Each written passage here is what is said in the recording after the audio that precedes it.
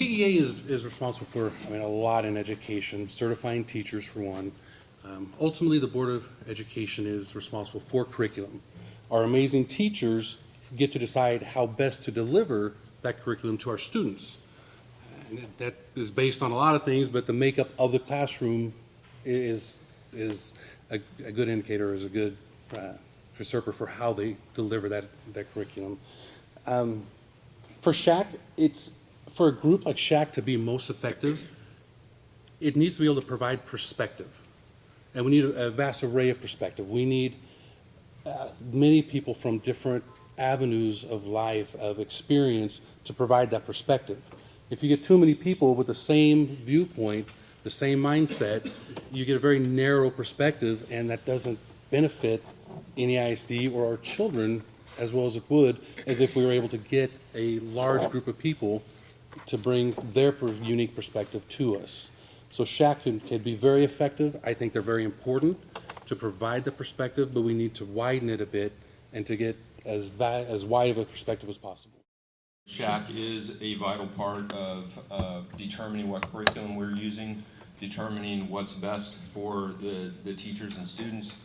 I think, again, as I mentioned, we could expand that to more committees. We could expand that to all of our curriculum, science, history, math, and I think that we could have input that way from the parents to determine, if this curriculum is something that, is viable, something that is working, something that helps. And again, we need to have that curriculum looked at by the educators, because they're the experts at educating our children. That's what they do for a living.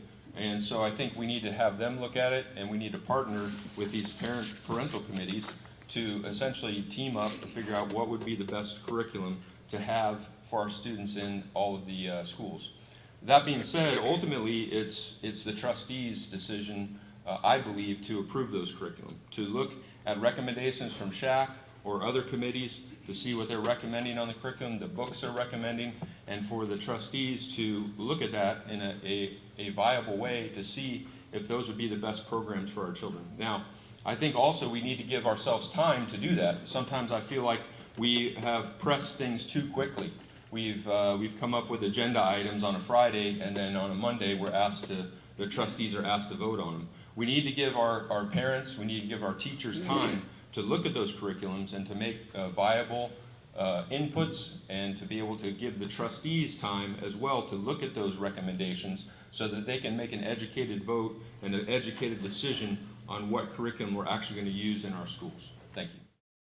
I'll say that. I was on SHAC for almost 7 years. I was appointed and served for almost 7 years before I was retired, since I no longer have a student in the district. I know that SHAC is an essential piece because it brings together parents and staff and community members. So I was very fortunate in the time that I served. I believe that SHAC is important, has a role to play, because what it does is it brings, again, all those pieces of the district together. As a parent, I brought something, I learned something from the district staff and also from the community members. And while I was there, we made some tremendous progress and what I like to believe was differences on campus. As I mentioned in my introduction, I sat on the Safe and Healthy Committee, and also nutrition. Just as a very specific case in point, before I was retired, we were working on an app. NEISD has a See Something, Say Something policy. Well, my committee wanted to bring that down to the student level. No kid's going to dial a 1-800 number, so we're working on an app to put on their phones through the guidance and working with the counselors. So they, during the day or at home or whatever, could actually report something or say something if they needed to. So that's what was so special about SHAC, is that we worked on a lot of different areas: nutrition, recess, sex ed, all health, and I got to be a part of that and lend my voice. And SHAC is important because it reminds us of our community values, right? So our community values might be different than the next community's values. So those pieces, bringing those groups together and having that reminder of community values, is why SHAC is so important.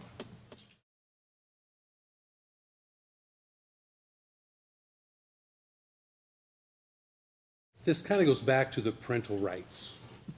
Parents have a right to opt out of lessons that they view as conflicting with their personal beliefs, whether it's religious or whatever the case is. They are able to receive alternate lessons for those in place of what they deem as conflicting.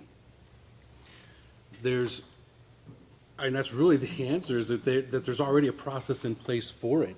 There's no need to change the entire thing because there might be a family that opposes it. So I do not agree with censorship. I think that for us to learn, we have to learn from our history. We have to learn from the tools that we have. And without those, we're doomed to repeat what we have already done, whether it's good or bad. Unfortunately, usually bad in those cases, but so there we are. Okay, first, a couple things on that.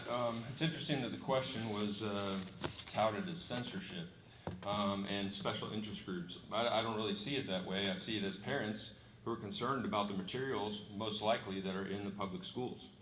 We've seen some of the things in the media about this book, All Boys Aren't Blue. You've probably seen some of those takes on the media. But that was disgusting. It was graphic sexual content that should not be to any minors in our school systems. They should not be bought with public dollars and in our school system.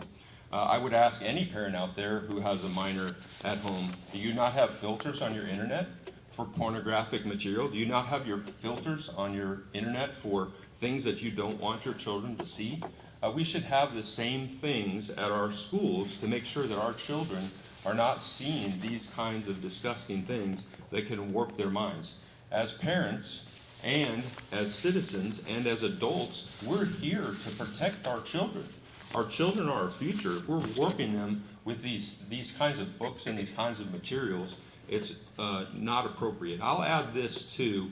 I don't know how many schools are out there actually using iPads and Chromebooks for their materials or giving them to students. But I think some of them are allowed to take those home for study or materials. Do we not have filters on those as well? I mean, would you consider that censorship because we're filtering those iPads and Chromebooks from not allowing them to see certain things on the internet or go to certain sites? I would think not. If you do, then obviously we need to change the policy on the iPads and Chromebooks. So again, I don't think it's censorship. I think it's citizens and parents being responsible about what's in their public school system and what's in the library or in the classroom. Thank you. Well, I guess it would depend on the curriculum. So each case would be a case-by-case review, or research, or consideration. If we're talking about sex ed, our district was one of the first in the state to use opt-in. So if you're talking about science classes, then those are TEKs that are state mandated. So, and as far as the word censorship, I don't believe that censorship and education should go hand in hand. I think that you obviously in our districts are very hard referring to books to have books at the appropriate age level on campuses, right? So I would just have to take it a case by case, and it would depend on what the curriculum was or what the censorship part of that piece was. As a board member, I think you can't make blanket statements, and also as one person, I can't make decisions, right? It has to be a majority rule. So that would be something I think we'd have to look at case by case. Thank you.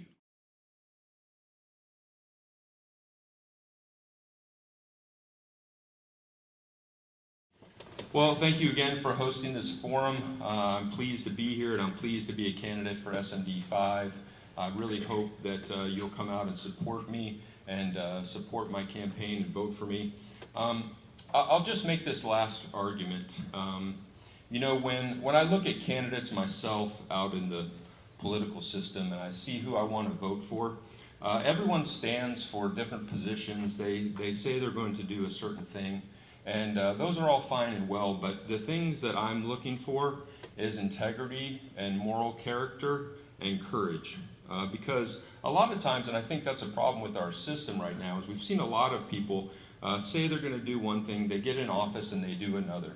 And so we've got a lot of apathy in voting right now. A lot of our citizens don't come out to vote. I think we've had 10% of the people come out and vote in the primaries.